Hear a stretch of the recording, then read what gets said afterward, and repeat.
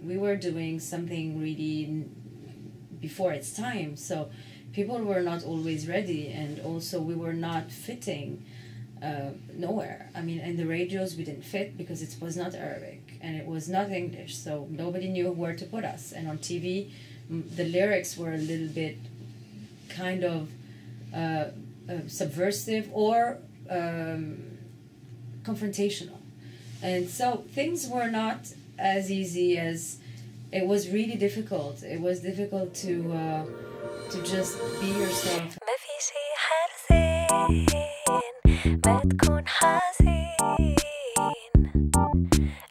I was born in the middle of civil war, so I was on and off in Beirut the first 6 years, and then 7 years, and then we went and lived in Abu Dhabi where my father works. He's an engineer, a civil engineer, and after that I lived 3-4 years in Greece, and after Greece I lived in Kuwait, and then there was the Iraqi war, so we left and we came back to Beirut, and it was the end of the civil war, and I stayed for 10 years or so, and I moved to Paris in 2002. We witnessed something that we couldn't understand, and I was living in this environment, you know, end of the civil war, very melancholic somehow, and raising questions.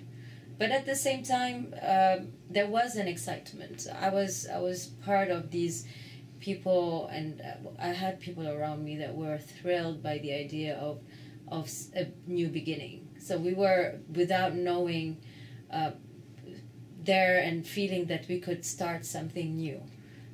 Yeah, so Soul Kills was improvised. We started Soul Kills in '98. I was singing in the beginning. I was not singing Arabic. I was singing some cover songs. I was in love with P.G. Harvey, you know, Nirvana, and, you know, a teenager.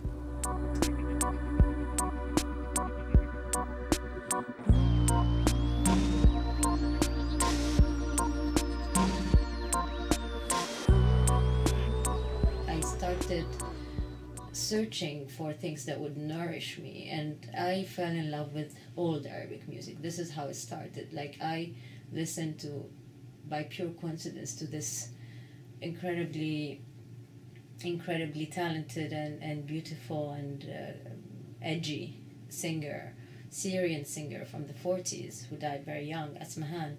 And when I heard her song, I fell completely in love, and I went the next day and I started searching for her music, and this is when I started wanting to sing in Arabic. I didn't know how to sing in Arabic because it has a particular, it's a very coded music. It's extremely complicated, and it's also, as you said, it has a lot of conservatism and purists. You know, it's imprisoned in this kind of environment.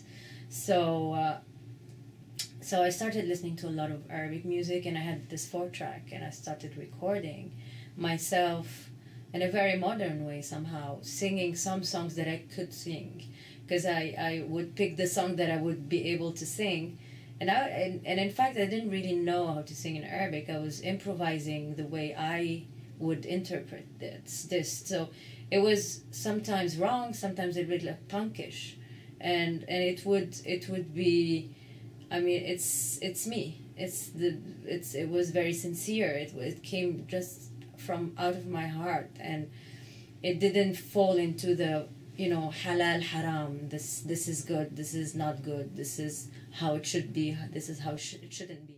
I am obsessed by this idea of doing more and more stuff, because it's very thrilling to be working with this very let's say it's a very raw material. Arabic music hasn't been touched, and there are a lot of things that you can do with it, and it's very thrilling because it's very rare today. Everything has been done so many times by so many people that it's still a new material, let's say, and this is what thrills me. اوصف لي صوته حبيبي اشتد شوقي لي همساته تلمس ديني زي حفيف الريح